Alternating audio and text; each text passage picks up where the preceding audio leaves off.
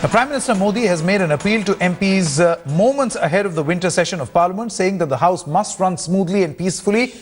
Modi said he met MPs yesterday in an amicable atmosphere and that he hopes that MPs will leave no stone unturned to rise to the expectations of the people, indicating the willingness to debate all issues. Prime Minister Modi said debates and discussions are the soul of Parliament. He said Constitution is a ray of hope, saying the word hope standing for H standing for harmony, O for opportunity, P for people, participation, and E for equality. Let's listen in to what Modi said moments before the Parliament session is supposed to begin.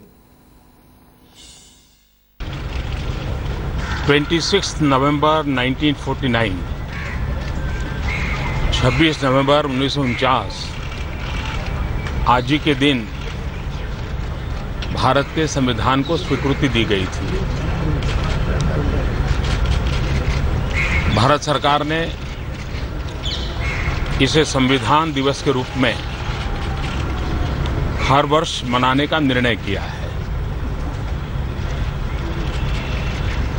देश भर में संविधान के प्रति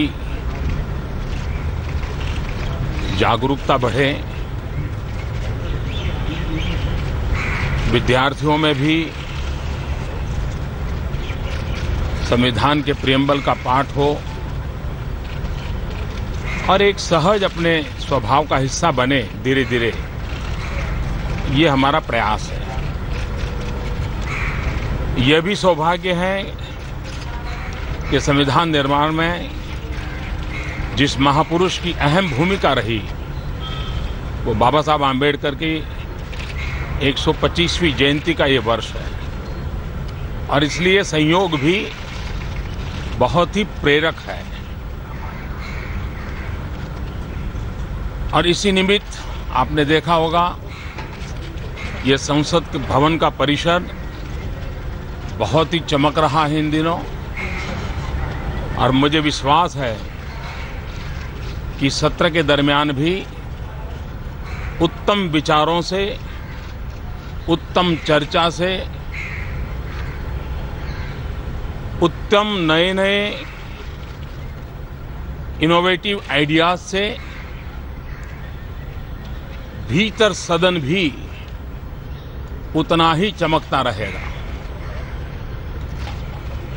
कल मेरी सभी दलों के महानुभावों के साथ मुलाकात हुई, बहुत अच्छी बातें हुई, अच्छे वातावरण में बातें हुई और सबका एक स्वर से मत रहा था कि सदन उत्तम तरीके से चलाया जाए। सदन से बड़ा कोई संवाद का केंद्र नहीं हो सकता है। वाद हो, विवाद हो, संवाद हो, यही संसद की आत्मा है। बाकी कामों के लिए तो पूरा देश का मैदान अवेलेबल है और मुझे खुशी हुई कि सभी दलों ने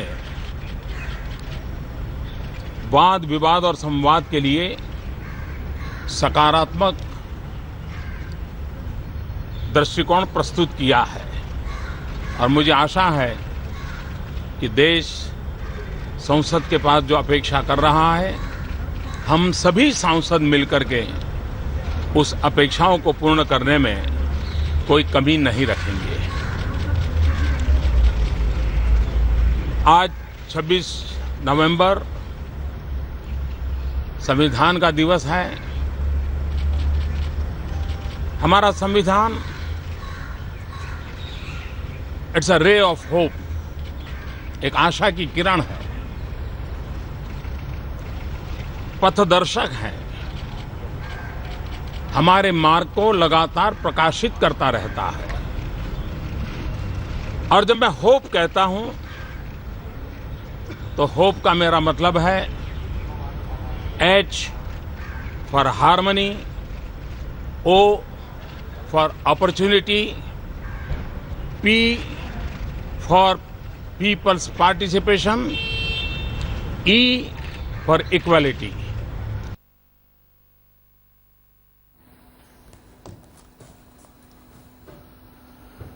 All right, that was the Prime Minister who was speaking just a short while back. There is now going to be increased focus on what the Congress party is actually going to do inside Parliament. What is their strategy going to be? Whether they will be able to get the entire opposition together on the various issues that they plan to raise. Now, BJP, meanwhile, is certain that it will be able to pass the GST bill in the current session of Parliament, saying that it is willing to discuss all issues with the opposition. Executive Editor Javed Ansari joins us from the newsroom, as well as Ashar Khan joins us from outside Parliament from Vijay Chowk. Javed, this is going to be a very significant session, given the fact that the government has a lot at stake here, particularly with respect to GST. Well, indeed it is, and therefore that's why you see this flurry of activity preceding the session. We are given to understand by sources on both sides in government benches as well as the opposition that some back-channel contacts have been established, that the differences over GST have been whittled down.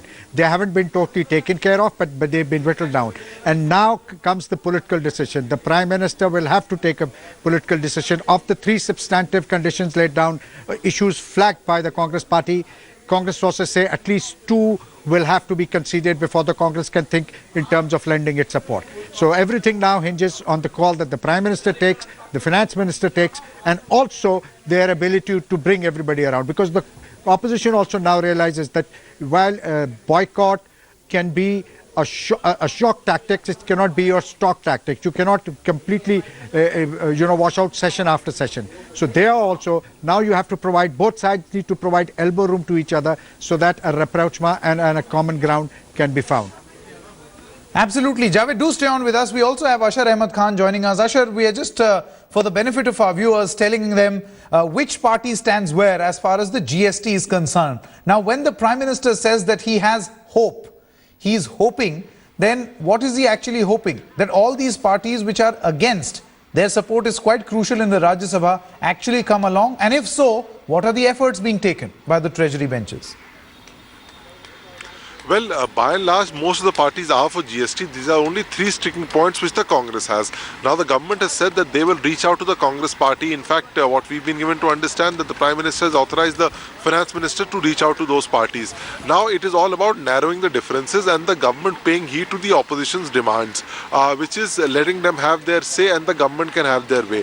Now, we'll have to wait and watch and see that what kind of overtures are made, what kind of negotiations are done. That's also very important. Secondly, the main difference between the previous monsoon session, which was washed out, in this session is that in the last session, things got very personal between the opposition and the Treasury benches. It virtually came to people calling each other names. Now, that is something, if that is repeated once again, then we can see no business at all. But as of now, there is optimism in the air. Everybody is speaking in similar sort of a voice. The government saying that we will reach out, the opposition saying that somebody should reach out to us, then only we'll get a view on this. So, putting all this together, let's see that how things make themselves present themselves in the coming days, and then we can hope for some business. But yes, there would be a debate on intolerance. The Congress party and the opposition would want the Prime Minister to respond to this. So these are issues which the government will have to consider before moving ahead as far as GST is concerned. Ni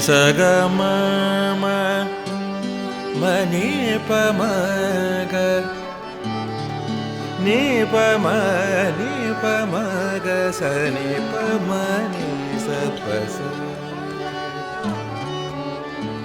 जहाँ तक यादें याद आती रहेगी.